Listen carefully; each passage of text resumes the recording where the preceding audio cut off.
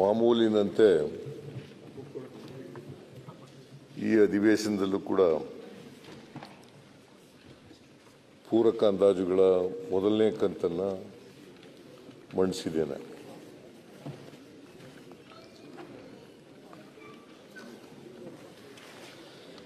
ಇದು ಸಂವಿಧಾನನೇ ಅವಕಾಶ ಮಾಡಿಕೊಟ್ಟಿದೆ ಪೂರಕ ಅಂದಾಜುಗಳನ್ನು ಮಂಡಿಸಲಿಕ್ಕೆ. ಯಾವುದೇ ಒಂದು ಬಾಬುಗೆ ಹೆಚ್ಚು ಖರ್ಚಾಗ್ತಕ್ಕಂಥ ಅನಿವಾರ್ಯತೆ ನಿರ್ಮಾಣ ಆದರೆ ಅಥವಾ ಹೊಸ ಕಾರ್ಯಕ್ರಮಕ್ಕೆ ನಾವು ಈ ವರ್ಷದಲ್ಲಿ ತಗೊಂಡ್ರೆ ಬಜೆಟ್ನಲ್ಲಿ ಹೇಳದೇ ಇರತಕ್ಕಂಥ ವಿಚಾರ, ಬಜೆಟ್ನಲ್ಲಿ ನಾವು ಕೊಟ್ಟಿರ್ತಕ್ಕಂಥ ಹಣ ಸಾಲದೇ ಹೋದರೆ ಅದಕ್ಕೆ ಪೂರಕ ಅಂದಾಜುಗಳ ಮೂಲಕ ಮಾಡ್ಕೊಳ್ಳಲಿಕ್ಕೆ ಆರ್ಟಿಕಲ್ 205 ಸಂವಿಧಾನ ಕಾನ್ಸ್ಟಿಟ್ಯೂಷನ್ನಲ್ಲಿ 205 ಕ್ಲಾಸ್ 1A ನಲ್ಲಿ ಅವಕಾಶವನ್ನು ಕಲ್ಪಿಸಿಕೊಟ್ಟಿದೆ. ಈ ಮೊದಲನೇ ಕಂತು ಸುಮಾರು 3,352 ಕೋಟಿ 57 ಲಕ್ಷ ರೂಪಾಯಿಗಳನ್ನು ಪೂರಕ ಅಂದಾಜುಗಳಲ್ಲಿ ನಾವು ಬೇಡಿಕೆಯನ್ನು ಸದನದ ಮುಂದೆ ಇಟ್ಟಿದ್ದೇವೆ. ಸದನ ಇದನ್ನು ಅಪ್ರೂವ್ ಮಾಡಿಕೊಡ್ಬೇಕಾಗ್ತದೆ. ಇದು ಒಟ್ಟು ಆಯವ್ಯಯದ 0.78% ಇದೆ. ಒಟ್ಟು ಆಯವ್ಯಯ 4,09,000 ಕೋಟಿ 500 ಚಿಲ್ಲರೆ ಎಷ್ಟು ಕೋಟಿ ಇದೆ. ಆ ಆಯವ್ಯಯ ಗಾತ್ರದಲ್ಲಿ 3,352.57 ಕೋಟಿ ಅಷ್ಟು ಪೂರಕ ಅಂದಾಜುಗಳನ್ನು ಮಂಡಿಸಿದ್ದೀವಿ. ಇದರಲ್ಲಿ 2,562 ಕೋಟಿ 14 ಲಕ್ಷ ರೂಪಾಯಿಗಳು ರಾಜಸ್ವ ವೆಚ್ಚ ಆಗಿರ್ತದೆ, ರೆವಿನ್ಯೂ ಎಕ್ಸ್ಪೆಂಡಿಚರ್. 790 ಕೋಟಿ 42 ಲಕ್ಷ ಬಂಡವಾಳ ವೆಚ್ಚ ಆಗಿರ್ತದೆ. ಈ ಹೆಚ್ಚುವರಿ ವೆಚ್ಚದಲ್ಲಿ 820.70 ಕೋಟಿ ಕೇಂದ್ರ ಸರ್ಕಾರದ ಸ್ವೀಕೃತಿಗಳಿಂದ ಬರ್ತದೆ. ಮತ್ತೆ 262 ಕೋಟಿ 20 ಲಕ್ಷ ರಿಸರ್ವ್ ಫಂಡ್ನಿಂದ ಭರಿಸ್ತೀವಿ. ಒಟ್ಟು ಔಟ್ಗೋಯಿಂಗ್ ಕ್ಯಾಶ್ ಔಟ್ಫ್ಲೋ ಆಗೋದು ಟ್ರೆಜರಿಯಿಂದ ಔಟ್ಫ್ಲೋ ಆಗೋದು ಎಷ್ಟಪ್ಪ ಅಂತಂದರೆ 2,269.66 ಕೋಟಿ 2,269.66 ಕೋಟಿ.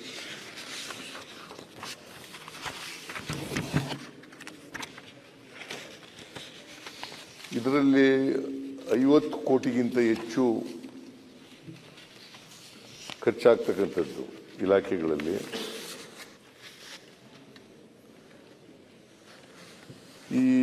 ಹೇಗೆ ಇದನ್ನು ಸರ್ಪ್ಲಸ್ಗಳು ತೆಗೆದು ರೆವಿನ್ಯೂ ರಿಸೀಟ್ಸಿಂದ ಒಂದು, ಸಾಲ ಪಡ್ಕೊಳ್ಳೋದ್ರಿಂದ ಒಂದು, ಮತ್ತು ರೀಅಪ್ರೋಪ್ರಿಯೇಷನ್ ಮಾಡ್ಕೊಳ್ಳೋದ್ರಿಂದ ಮೂರನೇದು. ಸೊ ಇತರೆ ಬಾಬ್ಗಳಿಂದ ನಾವು ಈ ಹಣನ ಪೂರೈಸ್ತಕ್ಕಂಥ ಕೆಲಸವನ್ನು ಮಾಡ್ತೀವಿ. ಇದು 50 ಕೋಟಿಗಿಂತ ಹೆಚ್ಚು ಮಾತ್ರ ನಾನು ಇಲ್ಲಿ ನಿಮ್ಮ ಮುಂದೆ ಸದನದ ಮುಂದೆ ಇಡಲಿಕ್ಕೆ ಪ್ರಯತ್ನವನ್ನು ಮಾಡ್ತಾ ಇದ್ದೇನೆ. ಖಾತ್ರಿ ವಿವೇಚನಾ ನಿಧಿಗೆ ವರ್ಗಾವಣೆ ಇದೇ ಜಾಸ್ತಿ ಇರೋದು. ಈಗ ನಾವೆಲ್ಲ ಸಾಲ ಮಾಡಿರ್ತೀವಲ್ಲ, ನಾವು ಗ್ಯಾರಂಟಿ ಕೊಟ್ಟಿರ್ತೀವಿ, ಸರ್ಕಾರ ಗ್ಯಾರಂಟಿ ಕೊಟ್ಟಿರ್ತದೆ ಫೈನಾನ್ಸ್ ಡಿಪಾರ್ಟ್ಮೆಂಟ್, ಅದು ವರ್ಗಾವಣೆ ಮಾಡ್ತಕ್ಕಂಥದ್ದು. ಆ ದುಡ್ಡು ಅದು ಟ್ರಾನ್ಸ್ಫರ್ ಟು GRF ಅಂತ ಹೇಳ್ತೀವಿ. GRF ಅಂದರೆ ಏನಪ್ಪ ಅಂತಂದರೆ ಈ ಗ್ಯಾರಂಟಿ ರಿಸರ್ವ್ ಫಂಡ್ ಅಲ್ಲ, redemption fund, guarantee redemption fund, guarantee redemption fund ಇದು ಇಲ್ಲಿಗೆ ವರ್ಗಾವಣೆ ಆಗುತ್ತೆ.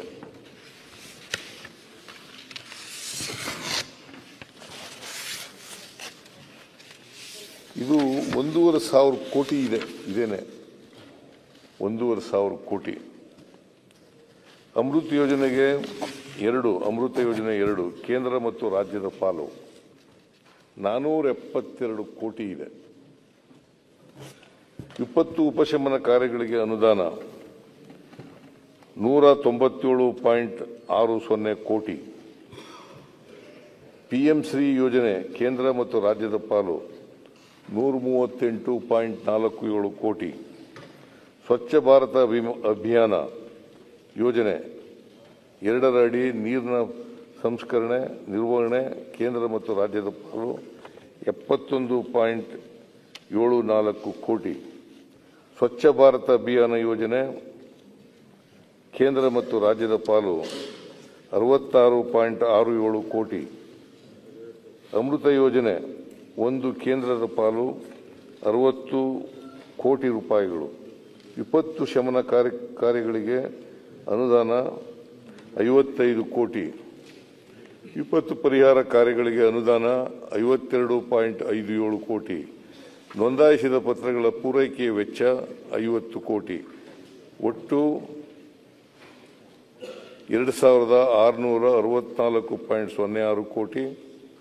ಇತರ ಯೋಜನೆಗಳಿಗೆ 688 ಕೋಟಿ. ಇದಲ್ಲದೆ 50 ಕೋಟಿ ಅಲ್ಲದೆ ಬೇರೆ ಯೋಜನೆಗಳಿರ್ತಾವಲ್ಲ, ಅವಕ್ಕೆ 10 ಕೋಟಿ 15 ಕೋಟಿ 20 ಕೋಟಿ ಹಿಂಗೆಲ್ಲ ಇರ್ತವೆ.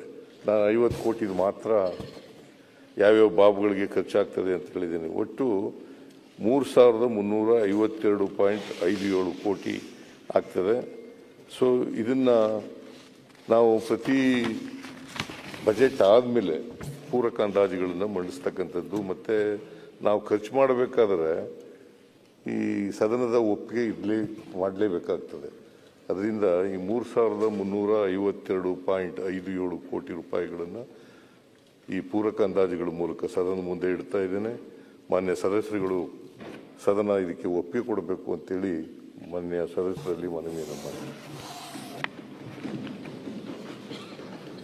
ಸನ್ಮಾನ್ಯ ಅಧ್ಯಕ್ಷರೇ, ಈ ಪೂರಕ ಅಂದಾಜು ಮೊದಲನೇ ಕಂತದ ಬಗ್ಗೆ ಮುಖ್ಯಮಂತ್ರಿಗಳು ಹೇಳಿದ್ದಾರೆ. ಇದು ನ್ಯಾಚುರಲ್ ಆಗಿ ರೆಗ್ಯುಲರ್ ಆಗಿ ಎಲ್ಲ ಸರ್ಕಾರಗಳು ಕೂಡ ಮಾಡಿದೆ, ಅಡಿಷನಲ್ ಆಗಿ ಮಾಡುವಂಥದ್ದು. ಇಲ್ಲಿ ನಮ್ಮ ರಾಜ್ಯದ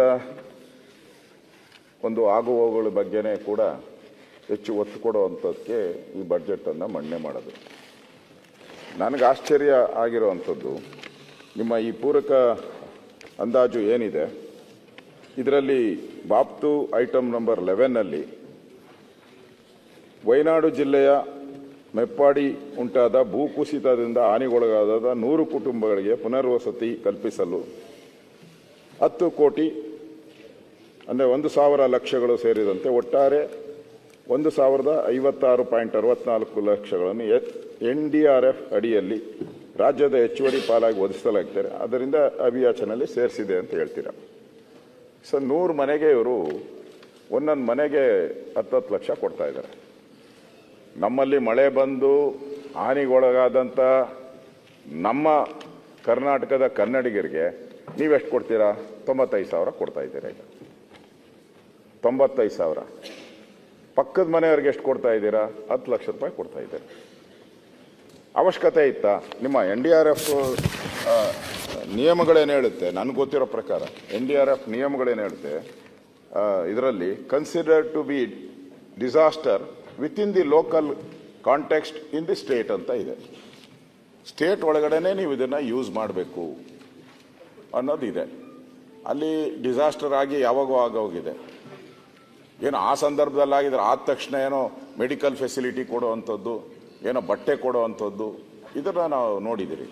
ಇಲ್ಲಿ ನಮ್ಮ ರಾಜ್ಯದಲ್ಲೇ ಇನ್ನೂ ನಾವು ಭಾಳಷ್ಟು ಜನಕ್ಕೆ ಇನ್ನೂ ಮನೆ ಕಟ್ಕೊಡೋಕೆ ಆಗ್ತಾ ಇಲ್ಲ. ನಾವು 95,000 ಕೊಡೋದು, ಕೇರಳದವ್ರಿಗೆ ಅವ್ರಿಗೆ ನೀವು 10 ಲಕ್ಷ ಕೊಡೋದು. ಇದು ನಮ್ಮವ್ರಿಗೆ ಮನೆ ಮಗನಿಗೆ ಸುಣ್ಣ ಅವ್ರಿಗೆ ಬೆಣ್ಣೆ ಹಚ್ಚೋದು ಯಾಕೆ ನನ್ನ ಪ್ರಶ್ನೆ. ಇದು ಒಳ್ಳೆ ಪದ್ಧತಿ ಅಲ್ಲ. ಇದನ್ನು ಏನೋ ಸಂದರ್ಭ ಆಗ್ತದೆ, ಮೆಡಿಸನ್ ಕಳಿಸ್ಬೇಕು, ಈ ಥರದೆಲ್ಲ ಮಾಡಿದು. ಅದು ವಯನಾಡಿಗೆ ಯಾಕೆ ಕೇರಳದಲ್ಲಿ ವಯನಾಡು ಒಂದೇನ ಉಳಿದಿರೋದು, ಬೇರೆ ಯಾವುದು ಇಲ್ವಾ? ವಯನಾಡು ಬಿಟ್ಟರೆ ಬೇರೆ ಯಾವುದು ಇಲ್ವಾ? ಅಲ್ಲಿಗೆ ಕಳಿಸಿದ್ದೀರ. ಇದು ಸರಿಯಲ್ಲ. ಇದಕ್ಕೆ ನಮ್ಮ ಅಬ್ಜೆಕ್ಷನ್ ಇದ್ದೇ ಇರ್ತದೆ ಅಧ್ಯಕ್ಷರ. ಅದೇ ರೀತಿ ಇನ್ನೊಂದು ಬಹಳ ಪ್ರಮುಖವಾಗಿ ಬಾಪ್ತು ಸಂಖ್ಯೆ 2 ವಿಜಯನಗರದಲ್ಲಿ ನಡೆದ ಸಾಧನಾ ಸಮಾವೇಶ ಕಾರ್ಯಕ್ರಮಕ್ಕೆ ಸಂಬಂಧಪಟ್ಟಂತೆ ಖರ್ಚು ವೆಚ್ಚಗಳಿಗಾಗಿ ಒಟ್ಟು 10 ಕೋಟಿ ರೂಪಾಯಿ ಹೆಚ್ಚುವರಿಯಾಗಿ ಒದಗಿಸಿದೆ. ಚಿಕ್ಕಬಳ್ಳಾಪುರದ ನಂದಿ ಗಿರಿಧಾಮದಲ್ಲಿ ಜರುಗಿಸಿದ ಸಚಿವ ಸಂಪುಟ ಅದು ಬಿಡಿ, ಅದನ್ನ ಹೆಚ್ಚುವರಿಯಾಗಿ ಒದಗಿಸಿದೆ. ವಿಜಯನಗರದಲ್ಲಿ ಸಮಾವೇಶ ಮಾಡಿದ್ರಲ್ಲ, ಅದು ಕಾಂಗ್ರೆಸ್ ಸಮಾವೇಶ. ಕಾಂಗ್ರೆಸ್ಸಿನ ಸಾಧನಾ ಸಮಾವೇಶ ಅಷ್ಟೇ.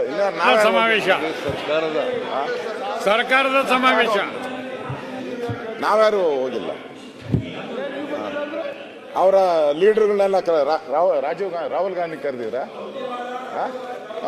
ಸುರ್ಜೇವಾಲಾ ಕರೆದಿದ್ರಿ, ನಿನಗೂ ಕರೆದಿದ್ರು. ಸುರ್ಜೇವಾಲಾ ಯಾರು ಅವ್ರು ಯಾವ ಬೇಸಿಸ್ ಮೇಲೆ ಕರೀತೀರಾ ನೀವು? ಕರ್ನಾಟಕದ ಎಂಪಿನ ಅವರು? ಅಲ್ಲ, ಕರ್ನಾಟಕದ ಎಂಪಿನ ಸುರ್ಜೇವಾಲಾ ಅವರು? ಅಲ್ಲ, ವಿರೋಧ ಪಕ್ಷ ನಾಯಕರು ನಿಮ್ಮನ್ನು ಕರೆದಿತ್ತು. ಅಲ್ಲ, ಪೂರ್ತಿ ಅಲ್ಲಲ್ಲ. ಓಕೆ, ನಾನು ತಪ್ಪು ಹೇಳಿದ್ರೆ ಬೇಡ, ನೀವು ಎದೆ ಮುಟ್ಕೊಂಡು ಹೇಳ್ಬಿಡಿ. ಅದೇನ ನಮ್ಮ ಸಮಾವೇಶನ? ಎಲ್ಲಾ ಪಾರ್ಟಿ ಸಮಾವೇಶನ? ಅದು ಕಾಂಗ್ರೆಸ್ ಸಮಾವೇಶ. ಅದು ಕಾಂಗ್ರೆಸ್ ಪಾರ್ಟಿಯಿಂದ ಬಿಜೆಪಿ ಸಮಾವೇಶ ಮಾಡಬೇಕಾಗಿತ್ತು. ಪಾರ್ಟಿಯಿಂದ ಕೊಡ್ಬೇಕಾಯ್ತು.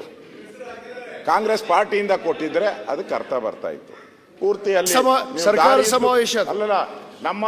ನೀವು ಹೇಳಿದ್ರಿ ಏನೋ ಸಮಾವೇಶ ವಿರೋಧ ಪಕ್ಷದ ನಾಯಕರು ಕರೆದ ದಾರಿ ಉದ್ದಕ್ಕೂ ಒಂದೇ ಆದ್ರೂ ಬಿಜೆಪಿ ಫ್ಲಾಗ್ ಇತ್ತಾ? ಇಲ್ಲ ಆರ್ ಅಶೋಕ್ ಒಂದು ಫೋಟೋ ಇತ್ತಾ? ಎಲ್ಲಾದ್ರೂ ಒಂದು ಸಣ್ಣ ಫೋಟೋ, ಸ್ಟಾಂಪ್ ಸೈಜ್ ಒಂದು ಫೋಟೋ ಹಾಕಿ ನಮ್ದು ಹಾಕ್ತೀರಿ ನೀವು? ಅಲ್ಲ, ನೀವು ನಮ್ದು ಹಾಕ್ತೀರಿ? ಬೇಡ, ಬಿಜೆಪಿ ಬೇಡ. ನರೇಂದ್ರ ಮೋದಿ ಅವ್ರು ಕರೆದ್ರಲ್ಲ, ನಮ್ದು ಹಾಕಿದ್ರಿ? ನೀವೆಷ್ಟು ಸಮಾವೇಶ ಮಾಡಿ ನಮ್ಮ ಫೋಟೋ ಒಂಥರ ನನಗನ್ಸುತ್ತೆ ಇದು ಹಣದಿಂದ ಖರ್ಚು ಮಾಡಿದ್ದ ಬಾವುಟಗಳು, ಫ್ಲೆಕ್ಸ್ಗಳು, ಬಾವುಟಗಳನ್ನ ನಿಮ್ಮ ಸರ್ಕಾರದ ಹಣದಿಂದ ಮಾಡಿಲ್ಲ, ಕೇಂದ್ರ ಸರ್ಕಾರದ ಹಣ ಖರ್ಚು ಮಾಡಿಲ್ಲ. ನೀವು ಸಮಾವೇಶ ಮಾಡಿ ಸಾಧನೆ ನೀವೇನೇನು ಮಾಡಿದ್ದೀರಾ ಅದನ್ನ ಹೇಳುವಂಥದ್ದಕ್ಕೆ ನಿಮ್ಗೆ ಅಧಿಕಾರ ಇದೆ. ಯಾಕಂದ್ರೆ ಯಾವುದೇ ಸರ್ಕಾರಗಳು ಬಂದಾಗ ಆ ಸರ್ಕಾರಗಳು ಸಾಧನೆ ಮಾಡಿದ್ದೀರಿ ಅಂತ ಹೇಳ್ಕೊಬೇಕು, ಜನಕ್ಕೆ ಹೇಳ್ಬೇಕು. ಮಾಡಿದಾರೋ ಬಿಡಿದಾರೋ ಜನ ತೀರ್ಮಾನ ಮಾಡ್ತಾರೆ ಅಲ್ಟಿಮೇಟ್ ಆಗಿ. ಮಾಡದೇ ಇದ್ರು ಹೇಳ್ಕೊಬಹುದು. 5 ವರ್ಷ ಆದ್ಮೇಲೆ ಜನ ಅದನ್ನ ತಕ್ಕಡಿಯಲ್ಲಾಗಿ ತೂಗ್ತಾರೆ, ಅದನ್ನ ಬೇರೆ ಪ್ರಶ್ನೆ. 5 ಗ್ಯಾರಂಟಿ ಇದು ನೀವು ಎಲ್ಲ ಸರ್ಕಾರದ್ದು ಅಂತ ಹೇಳಿದ್ರೆ ನಂದು ಒಂದಷ್ಟು ಫೋಟೋ ಹಾಕ್ಬೋದಾಯ್ತು, ವಿರೋಧ ಪಕ್ಷದ ನಾಯಕರು ಅಲ್ಲಿ ಅವ್ರದ್ದು ಹಾಕ್ಬೋದಾಯ್ತು. ಅಲ್ಲಲ್ಲ, ನಾನು ಹೇಳೋದು ನಿಮ್ಗೆ ಈ ಏನು ಗೈಡ್ಲೈನ್ಸ್ ಪ್ರಕಾರ, ಏನು ಪ್ರೋಟೋಕಾಲ್ ಪ್ರಕಾರ ನಮ್ಮ ಕೇಂದ್ರದ ಸಚಿವರು 4 ಜನ ಇದ್ದಾರೆ, ಕೇಂದ್ರ ಸಚಿವರು. ಅವ್ರದ್ದು ಒಂದು ಸ್ಟಾಂಪ್ ಫೋಟೋ ಹಾಕ್ಬೇಕಾಯ್ತು. ಎಲ್ಲ ಹಾಕಿದ್ದೀರಾ? ಏನು ಹಾಕಿಲ್ಲ. ಲೆಕ್ಕ ಮಾತ್ರ ನಮಗೆ ಬರ್ದಿದ್ದೀರಾ ನೀವು. ತಿಂದಿದ್ದು ನೀವು, ಲೆಕ್ಕ ನಮಗೆ. ಸರಿನಾ ಇದು?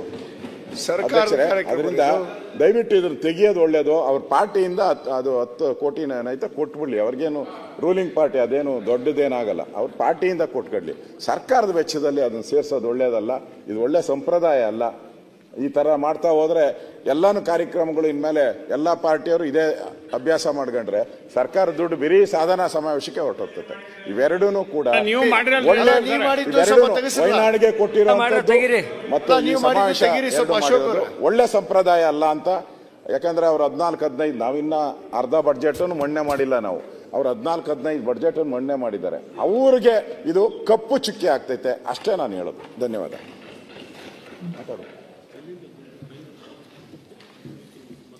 ಮಾನ್ಯ ಅಧ್ಯಕ್ಷರೇ, ವಯನಾಡಿನಲ್ಲಿ ದೊಡ್ಡ ಪ್ರವಾಹ ಆಯಿತು, ಮಳೆ ಜಾಸ್ತಿ ಬಂದಿತ್ತು. ಪ್ರಕೃತಿ ವಿಕೋಪದಿಂದ ದೊಡ್ಡ ಮಳೆ ಆಯಿತು, ಲ್ಯಾಂಡ್ ಸ್ಲೈಡ್ ಎಲ್ಲ ಆಗ್ಬಿಟ್ಟಿತ್ತು, ಮನೆಗಳೆಲ್ಲ ಕೊಚ್ಚಿ ಹೋಗ್ಬಿಟ್ಟಿತ್ತು. It's a national disaster actually. ಸಾಮಾನ್ಯವಾಗಿ ಇತರ ರಾಜ್ಯಗಳು ನೆರವು ಕೊಡ್ತಕ್ಕಂಥದ್ದು ಸ್ವಾಭಾವಿಕ. ಬೇರೆ ರಾಜ್ಯಗಳಲ್ಲಿ ಪ್ರವಾಹ ಬಂದಾಗ, ಅನಾಹುತ ಆದಾಗ, ಪ್ರಕೃತಿ ವಿಕೋಪ ಆದಾಗ ಅದರಲ್ಲಿ ನೆರವಿಗೆ ಹೋಗ್ತಕ್ಕಂಥದ್ದು ಸ್ವಾಭಾವಿಕ. ಹಾಗಾಗಿ 10 ಕೋಟಿ ರೂಪಾಯಿನ ಆಗಲೇ ಅನೌನ್ಸ್ ಮಾಡಿದ್ದೆ ನಾನು. ವಯನಾಡಿನಲ್ಲಿ ಮಳೆ ಬಂದು, ಪ್ರವಾಹ ಬಂದು, ಲ್ಯಾಂಡ್ ಸ್ಲೈಡ್ ಆಗಿ ಮನೆಗಳೆಲ್ಲ ಕುಚ್ಚೋಗಿ ಜನಗಳೆಲ್ಲ ಸತ್ತೋಗಿದ್ರಲ್ಲ, ಆಗಲೇ ಅನೌನ್ಸ್ ಮಾಡಿದ್ದೆ. ಆ 10 ಕೋಟಿ ರೂಪಾಯಿನ ಸರ್ಕಾರ, ಯಾವುದೇ ಸರ್ಕಾರ ಇರಲಿ, ನೀವು ಕೊಡ್ತಕ್ಕಂಥದ್ದು ತಪ್ಪು ಅಂತ ಹೇಳ್ತಾರಲ್ಲ ಇವರು. ನೀವಿದ್ದಾಗಲೂ ಕೊಟ್ಟಿದ್ದೀರಿ, ನಾವಿದ್ದಾಗಲೂ ಕೊಟ್ಟಿದ್ದೀವಿ, ಕೇಂದ್ರ ಸರ್ಕಾರನೂ ಕೊಟ್ಟಿದೆ, ನಾವು ರಾಜ್ಯ ಸರ್ಕಾರಗಳು ಕೊಟ್ಟಿದ್ದೀವಿ, ಬೇರೆ ರಾಜ್ಯಗಳು ಕೊಟ್ಟಿದ್ದಾವೆ.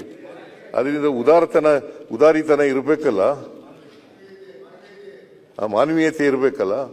ಒಟ್ಟಿಗಿಚ್ಚೋರಿಗೆ ನಾವು ಒಕ್ಕೂಟದ ವ್ಯವಸ್ಥೆಯಲ್ಲಿ ಇರ್ತಕ್ಕಂಥ ಎಲ್ಲಿ ಆಗೈತೆ ಅಲ್ಲಿ ಕೊಡ್ತಾರೆ, ಎಲ್ಲಿ ಆಗಿದೆ ಅಲ್ಲಿ ಕೊಡ್ಬೇಕಲ್ಲ. ಅದು ಬೇರೆ.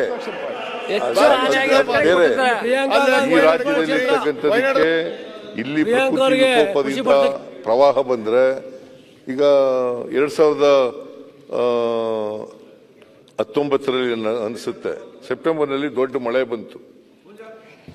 ಬೇರೆ ರಾಜ್ಯಗಳೆಲ್ಲ ಸಹಾಯ ಮಾಡಿದ್ದೇವೆ ನಮ್ಮ ರಾಜ್ಯಕ್ಕೆ. ಬೇರೆ ಇಂಡಸ್ಟ್ರಿಯಲಿಸ್ಟ್ಗಳೆಲ್ಲ, ಕಾರ್ಪೊರೇಟ್ ಬಾಡಿಗಳೆಲ್ಲ ಸಹಾಯ ಮಾಡಿದ್ದಾವೆ. ಯಡಿಯೂರಪ್ಪನವರು ಆಗ ಮುಖ್ಯಮಂತ್ರಿ ಆಗಿದ್ದಾಗ ಬಹಿರಂಗವಾಗಿ ಸಹಾಯವನ್ನ ಬೇಡಿದ್ರು. ಅದರಿಂದ ಒಂದು ರಾಜ್ಯ ಸರ್ಕಾರ ಇನ್ನೊಂದು ರಾಜ್ಯಕ್ಕೆ ಸಹಾಯ ಮಾಡ್ತಕ್ಕಂಥದ್ದು ತಪ್ಪು ಅನ್ನೋದಾದರೆ, ನಾವು ಒಕ್ಕೂಟದ ವ್ಯವಸ್ಥೆಯಲ್ಲಿ ಇದ್ದೀವಲ್ಲ, ಇಡೀ ದೇಶದಲ್ಲಿ ನಾವು ಒಕ್ಕೂಟದ ವ್ಯವಸ್ಥೆಯಲ್ಲಿ ಇರುವಾಗ ಸಹಾಯ ಮಾಡ್ತಕ್ಕಂಥದ್ದು ಸ್ವಾಭಾವಿಕ. ಅದು ಮಾನವೀಯತೆಯಿಂದ ಮಾಡಿರ್ತಕ್ಕಂಥ ಪ್ರಯತ್ನ. ಸರ್, ತಾವು ಮಾನ್ಯ ಮುಖ್ಯಮಂತ್ರಿಗಳು ಸಹಾಯ ಮಾಡಿದ್ದು ನಿಜವಾದ ನಿಮ್ಮ ದೊಡ್ಡತನ. ಆದ್ರೆ ಇಲ್ಲಿ ನಮಗೆ ಯಾರಿಗೆ ಏನಿಲ್ಲ ಅಲ್ಲ, 2.5-3 ವರ್ಷದಿಂದ ಕೂತ್ಕೊಳ್ಳಪ್ಪ, ನಮಗೆ ಗತಿಯೇ ಇಲ್ಲ. ಹಾಗೆ ಆಗಿದೆಲ್ಲ ಶಾಸಕರಿಗೆ. ಕೊಡ್ತೀವಿ ನೀವು. ನಿಮ್ ನರೇಂದ್ರ ಮೋದಿ ಕೇಳ್ರಿ, ಹೇಳ್ತಾರೆ. ಯಾಕೆ ನಾವು ಕರ್ನಾಟಕದಲ್ಲಿ ಅದರಿಂದ ನರೇಂದ್ರ ಮೋದಿಯನ್ನ ಕೇಳಿ. ನರೇಂದ್ರ ಮೋದಿ ನಾವು ಇಲ್ಲಿ ಇರೋದು ನಮ್ಮ ಮುಖ್ಯಮಂತ್ರಿಗಳು.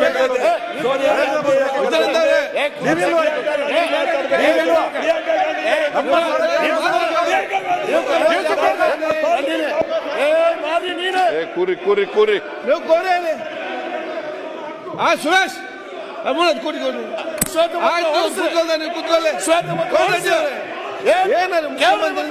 ಮುಖ್ಯಮಂತ್ರಿ